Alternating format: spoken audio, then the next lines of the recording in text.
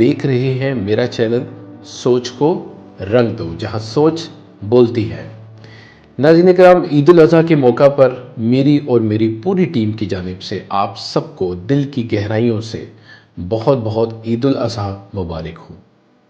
یہ عید الاضحیٰ کا دن یقیناً اسلام میں، ہمارے دین میں، ہمارے مذہب میں بہت ہی اہمیت کا حامل ہے۔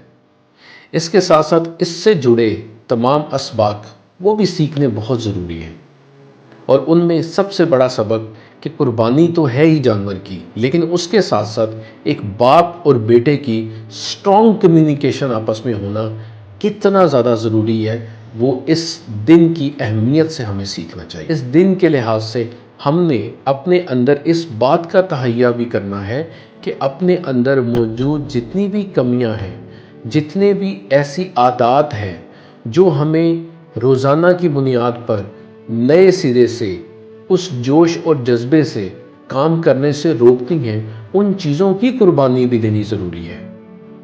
اپنے دلوں کو صاف رکھیں، کدورتوں کو، تکبر کو، شکووں کو، شکایتوں کو بالکل پس پردہ رکھیں، اس کی بھی قربانی دیں۔ یہی اس عید کا اصل سبق اور میسج ہے۔ میں پھر یہ بات کہوں گا کہ جانور کو قربان کرنا شاید پھر بھی آسان ہے، لیکن اندر کی تمام ان عادات کو، تمام ان پریشانیوں کو، تمام ان شکووں کو، تمام ان شکایات کو، اور سب سے بڑی میں کو ختم کرنا، اپنی میں کو قربان کرنا بہت مشکل ہے۔